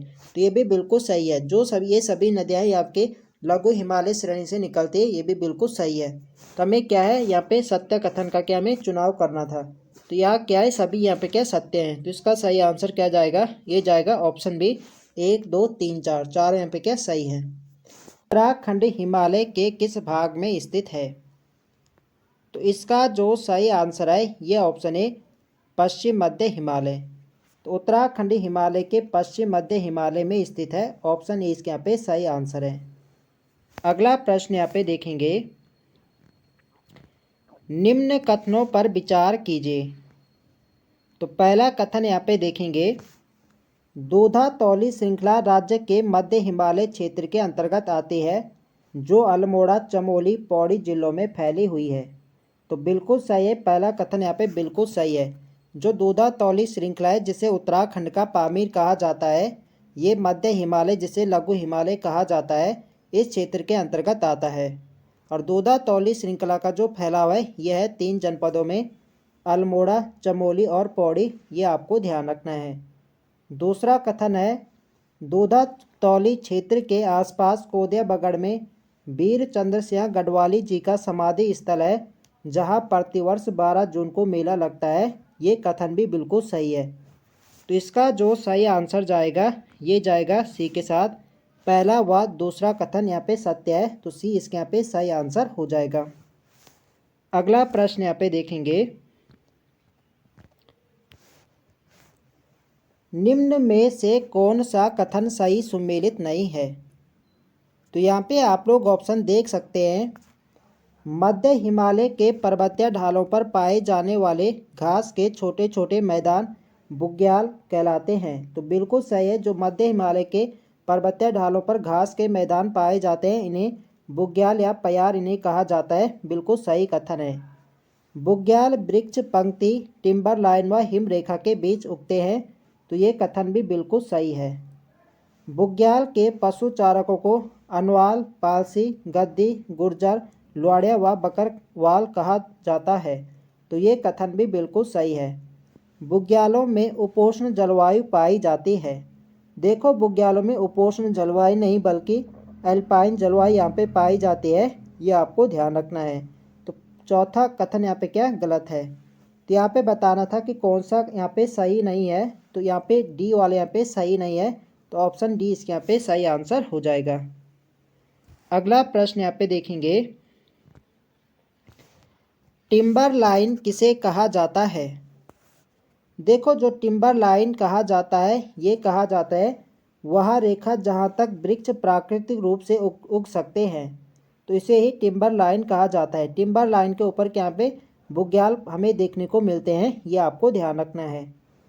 अगला प्रश्न यहाँ पे देखेंगे, कथन ए और कारण यहाँ पे दे रखा है। तो कथन ए यहाँ पे देखेंगे, टिम्बर लाइन के ऊपर वृक्ष नहीं उगते हैं। तो पहला यहाँ पे कथन ए यहाँ पे बिल्कुल सही है। वहाँ तापमान बहुत कम और मिट्टी उर्वरता बहुत अधिक होती है। देखो तापमान यहाँ पे बहुत कम नहीं बल्कि तापमान यहाँ पे सही यहाँ पे रहता है और मिट्टी की उर्वरता यहाँ पे बहुत अधिक नहीं बल्कि यहाँ पे लगभग यहाँ पे उर्वरता तो रहती है लेकिन बहुत अधिक यहाँ पे नहीं। तो कारण आने पे क्या गलत दे रखा है। तो कथन ये तो यहाँ पे बिल्कुल सही है। तो इसका जो सही आंसर जाएगा ये जाएगा ऑप्शन सी के साथ। कथन ए यहाँ पे सही है और कारण आर जो है ये क्या है गलत है। तो सी इसके यहाँ पे सही आंसर हो जाएगा। अगला प्रश्न यहाँ पे देखेंगे, सूची फर्स्ट को सूची सेकंड के साथ सम्मिलित कीजिए। तो एक तरफ यहाँ पे शब्द दे रखे हैं और एक तरफ उनका यहाँ पे अर्थ दे रखा है। तो देखो टिम्बर लाइन, तो आपको समझ आ गया होगा कि टिम्बर लाइन किसे कहा जाता है। तो टिम्बर लाइन कहा जाता है जहाँ पर क्या है वृक्षों की अधिकतम ऊंचाई सीमा होती है। तो यहाँ पे किसका क्या होगा तीसरा यहाँ पे हो जाएगा। स्नो लाइन किसे कहा जाता है, स्नो यानी बर्फ़। तो ये कहा जाएगा आपका हिमपात की स्थायी रेखा को। तो इसके यहाँ पे क्या होगा दूसरा यहाँ पे हो जाएगा। अल्पाइन क्षेत्र क्या होता है, तो अल्पाइन क्षेत्र होता है आपका झाड़ी और घास वाली ऊंचाई। तो ये इसका क्या होगा यहाँ पे चौथा यहाँ पे हो जाएगा। और जो टुंड्रा होता है वो क्या होता है जहाँ पर बर्फ़ से ढका क्षेत्र होता है उसे टुंड्रा कहा जाता है। यानी वहाँ पे क्या टुंड्रा वनस्पति भी यहाँ पे पाई जाती है। तो इसके यहाँ पे क्या पहला यहाँ पे हो जाएगा। तो सीक्वेंस क्या बन रहा है 3 2 4 1। तो 3 2 4 1। तो 3 2 4 1 किस में है 3 2 4 1। ये है आपके ऑप्शन ए में। ऑप्शन ए इसके यहाँ पे सही आंसर हो जाएगा। अगला प्रश्न यहाँ पे देखेंगे, उत्तरकाशी में स्थित हरकी दोन के संदर्भ में क्या सही नहीं है। तो देखो जो हरकी दोन बुग्याल है कई बार एग्जाम में पूछा जा चुका है। तो हरकी दोन बुग्याल आपके उत्तरकाशी जनपद में है। तो यहाँ पे बताना कि कौन से यहाँ पे सही नहीं है। तो यहाँ पे आप लोग ऑप्शन देख लेते हैं। ऑप्शन ए यहाँ पे इसे रवाई क्षेत्र भी कहा जाता है। तो बिल्कुल सही है। जो हरकी दोन है ये रवाई क्षेत्र के अंतर्गत आता है इसलिए इसे रवाई क्षेत्र भी से कहा जाता है। बिल्कुल सही है। यह दोन समतल घाटी उत्तरकाशी से 176 किलोमीटर की दूरी पर है। यहाँ ट्रांस हिमालय तथा हिमाद्री हिमालय के मध्य स्थित है और इससे कुछ दूर पर ही ज्योंधार ग्लेशियर व वारसू घाटी स्थित है। देखो इसे तो रवाई क्षेत्र भी कहा जाता है, ये बिल्कुल सही है। और यह दोन समतल घाटी उत्तरकाशी से 176 किलोमीटर की दूरी पर है, ये कथन भी बिल्कुल सही है। यह ट्रांस हिमालय तथा हिमाद्री हिमालय के मध्य है। तो ये वाले यहाँ पे गलत हो जाएगा। देखो जो हरकी दोन है ये हिमाद्री हिमालय से क्या है बृहद हिमालय। तो बृहद हिमालय के अंतर्गत और जो आपका लघु हिमालय है इनके बीच के अंतर्गत ये आता है। तो लघु हिमालय और बृहद हिमालय के अंतर्गत आता है हरकी दोन। तो ये वाले स्टेटमेंट यहाँ पे गलत हो जाएगा। इससे कुछ दूरी पर ही ज्योंधार ग्लेशियर और वारसू घाटी है, ये वाला कथन भी बिल्कुल सही है। तो कौन सा सही नहीं है, ऑप्शन सी। तो सी इस प्रश्न का सही आंसर हो जाएगा। अगला प्रश्न यहाँ पे देखेंगे, सूची फर्स्ट को सूची सेकंड के साथ सम्मिलित करें। तो एक तरफ यहाँ पे दोन दे रखे हैं और एक तरफ उनकी स्थिति। तो बताने की कौन सा दोन कहाँ पर है, पतली व कोटा दोन। तो पतली व जो कोटा दोन है ये आपके नैनीताल जनपद में। तो इसका क्या होगा चौथा। और जो कोठारी और चौखम दोन, तो कोठारी और चौखम दोन आपके पौड़ी गढ़वाल में, इसके यहाँ पे तीसरा हो जाएगा। चंडी दोन आपके हरिद्वार जनपद में है, इसके यहाँ पे दूसरा हो जाएगा। अभी हमने देखा जो हरकी दोन है आपको उत्तरकाशी में, इसके यहाँ पे पहला हो जाएगा। तो सीक्वेंस बन रहा है 4 3 2 1। तो 4 3 2 1 यहाँ पे ऑप्शन में देख लेते हैं। 4 3 2 1 किस में है, यह ऑप्शन बी। तो बी इसके यहाँ पे सही आंसर हो जाएगा। अगला प्रश्न यहाँ पे देखेंगे, तो फिर से यहाँ पे सम्मिलित करने वाला है। तो यहाँ पे एक तरफ यहाँ पे क्षेत्र दे रखा है और एक तरफ है जलवायु। कौन सी जलवायु किस क्षेत्र के में पाई जाती है। तो देखो यहाँ पे जो शिवालिक क्षेत्र है, तो शिवालिक क्षेत्र में कौन सी जलवायु पाई जाती है। तो शिवालिक क्षेत्र के अंतर्गत पाए जाते हैं ग्राम शीतोष्ण जलवायु। तो इसके यहाँ पे क्या होगा दूसरा। और जो तराई अथवा दोन क्षेत्र है यहाँ पे उपोष्ण जलवायु पाई जाती है, इसके यहाँ पे पहला यहाँ पे हो जाएगा। और बृहद हिमालय क्षेत्र, तो बृहद हिमालय क्षेत्र यहाँ पे क्या है वर्ष भर यहाँ पे बर्फ़ से ढका रहता है। तो यहाँ पे हिमानी जलवायु यहाँ पे देखने को मिलते हैं, इसके यहाँ पे चौथा हो जाएगा। और बुग्याल क्षेत्र में मैंने बताया था आपके यहाँ पे अल्पाइन जलवायु पाए जाते हैं, इसके यहाँ पे तीसरा हो जाएगा। तो 2 1 4 3। तो 2 1 4 3 किस में है, 2 1 4 3। तो 2 1 4 3 है आपके डी में। तो ऑप्शन डी इसके यहाँ पे सही आंसर हो जाएगा। अगला प्रश्न यहाँ पे देखेंगे, देखो फ्रेंड्स वीडियो पसंद आ रही तो फ्रेंड्स वीडियो को लाइक करें, शेयर करें और जो लोग चैनल पर नए हैं चैनल को सब्सक्राइब करें। अगला प्रश्न है हमारा, दून या द्वार क्षेत्र के संदर्भ में निम्न कथनों पर विचार कीजिए। तो यहाँ पे दून यहाँ पे दे रखे हैं, इनके बारे में यहाँ पे देखना है। तो दून घाटियों में मानव जीवन के लिए अनुकूल परिस्थितियाँ पाई जाती हैं, जिस कारण उस क्षेत्र में अधिकतम जन घनत्व पाया जाता है। तो ये कथन तो यहाँ पे बिल्कुल सही है। जो दून घाटियाँ होती है यहाँ पे क्या है, मानव जीवन के लिए क्या अनुकूल परिस्थितियाँ पे पाई जाती है और यहाँ पे क्या है, जनसंख्या घनत्व यहाँ पे अधिक है। जैसे आपका क्या है देहरादून, ये कथन तो यहाँ पे बिल्कुल सही है। यहाँ भूस्खलन की सर्वाधिक घटनाएं होती है। तो ये कथन भी यहाँ पे बिल्कुल सही, यहाँ पे भूस्खलन की घटनाएं यहाँ पे होती है, बिल्कुल सही है। यह भूस्खलन अधिकतर मध्य हिमालय श्रेणी से होता है। तो देखो जो दून या द्वार क्षेत्र होते हैं आपके मध्य हिमालय श्रेणी में होता है। तो ये कथन भी बिल्कुल सही है। दून घाटियों की औसत ऊंचाई 350 से 750 मीटर तक है। तो ये कथन भी बिल्कुल सही है। तो कोड के माध्यम से सही विकल्प का चयन करें। तो सभी कथन यहाँ पे सही हैं। तो इसका सही आंसर क्या जाएगा, ए जाएगा 1 2 3 4। तो इसका होगा ऑप्शन डी, डी इसके यहाँ पे सही आंसर है।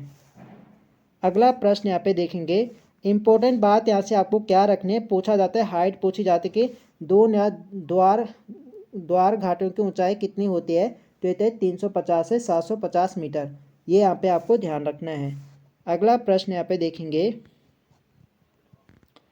सूची फर्स्ट को सूची सेकंड के साथ सुमेलित करें। तो यहाँ पे सुमेलित करना है, ट्रांस हिमालय को बृहद हिमालय से अलग करता है। तो ट्रांस हिमालय को बृहद हिमालय से कौन अलग करता है, तो ये करता है सचर जोन, जिसे हिंज लाइन कहा जाता है। तो इसका तो यहाँ पे पहला ही यहाँ पे हो जाएगा, यानी 1। बृहद हिमालय को लघु हिमालय से अलग करता है। तो बृहद हिमालय को लघु हिमालय से जो अलग करता है, ये करता है मेन सेंट्रल थ्रस्ट। इसके यहाँ पे तीसरा हो जाएगा 1 3। लघु हिमालय को शिवालिक हिमालय से अलग करता है। तो लघु हिमालय को शिवालिक हिमालय से अलग करता है मेन बाउंड्री फॉल्ट। इसका यहाँ पे क्या हो जाएगा, ये होगा आपका चौथा यहाँ पे हो जाएगा। अभी क्या देखा हमने 1 3 और 4। अब क्या है, शिवालिक को गंगा के मैदानी भाग से अलग करता है। तो ये करता है आपका है हिमालयन फ्रंटियल फॉल्ट। तो हिमालयन फ्रंटियल फॉल्ट करता है शिवालिक को गंगा के मैदानी भाग से अलग। तो इसके यहाँ पे दूसरा हो जाएगा। तो सही सीक्वेंस क्या बन रहा है, 1 3 4 2। 1 3 4 2। तो 1 3 4 2 किस ऑप्शन में है, यह है ऑप्शन सी में। तो सी इसके यहाँ पे सही आंसर हो जाएगा। अगला प्रश्न यहाँ पे देखेंगे, उत्तराखंड राज्य के संदर्भ में हिमालय पर्वत श्रेणियों का दक्षिण से उत्तर का क्रम निर्धारित करें।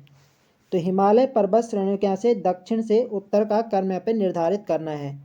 तो पहले यहाँ पे क्या आएगा, तो पहले आएगा आपका सबसे दक्षिण में क्या है आपका, पहले तो आपका क्या उत्तर के यहाँ पे क्या है, पहले आपका मैदानी भाग होगा, जैसे गंगा का मैदानी भाग है। उसके बाद क्या आता है, शिवालिक हिमालय क्षेत्र। तो शिवालिक हिमालय क्षेत्र आएगा। उसके बाद आपका लघु हिमालय क्षेत्र आएगा। उसके बाद आपका बृहद हिमालय क्षेत्र आएगा और उसके बाद आपका ट्रांस हिमालय क्षेत्र आएगा।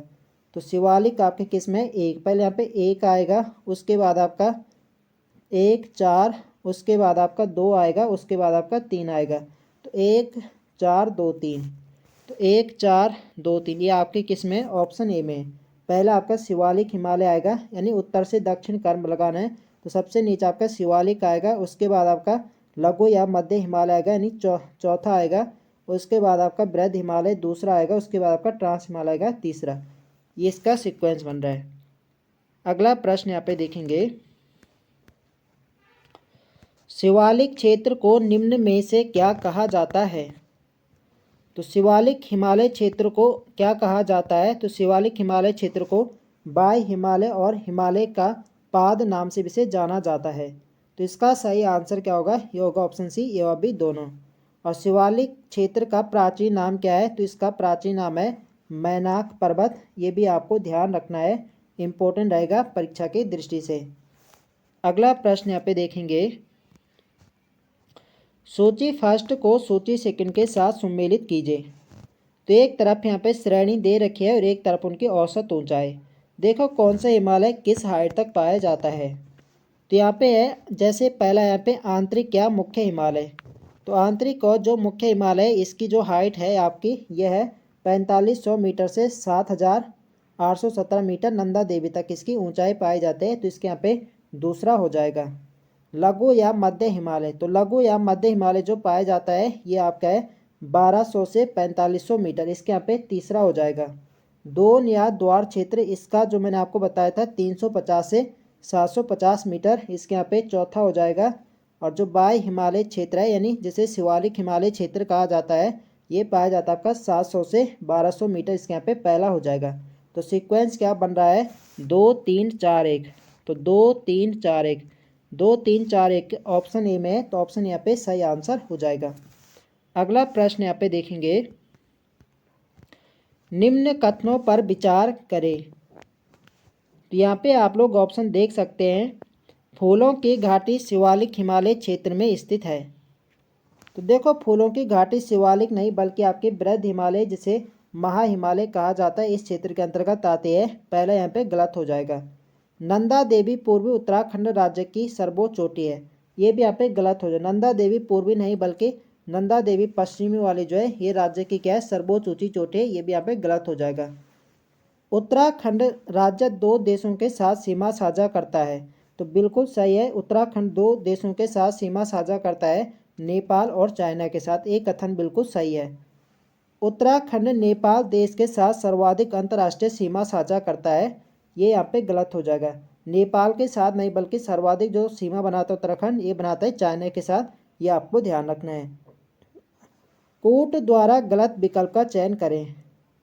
तो देखो यहाँ पे गलत विकल्प यहाँ पे बताना है। तो गलत यहाँ पे कौन कौन से हैं, केवल यहाँ पे तीसरा यहाँ पे सही था, बाकी आपका पहला गलत है, दूसरा गलत है और आपका चौथा भी यहाँ पे क्या है गलत है।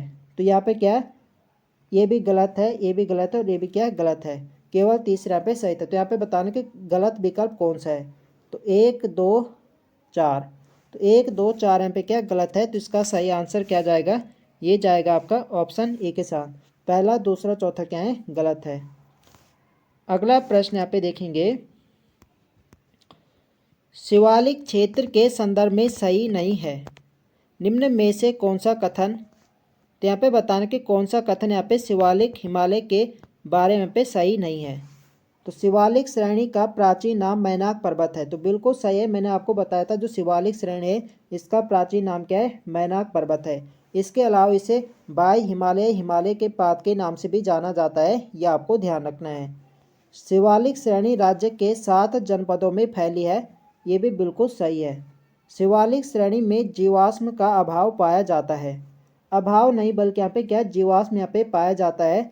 तो ये वाले विकल्प यहाँ पे क्या गलत हो जाएगा। राज्य में सर्वाधिक पर्यटन केंद्र शिवालिक क्षेत्र में पाया जाता है, तो सर्वाधिक जो पर्यटन आते हैं आपके शिवालिक हिमालय क्षेत्र में आते हैं, ये भी बिल्कुल सही है। तो यहाँ पे बताना है कि कौन सा यहाँ पे सही नहीं है। तो ऑप्शन सी यहाँ पे सही नहीं है, तो सी इसके यहाँ पे सही आंसर हो जाएगा। अगला प्रश्न यहाँ पे देखेंगे, राज्य के कितने जिलों में शिवालिक क्षेत्र का विस्तार है।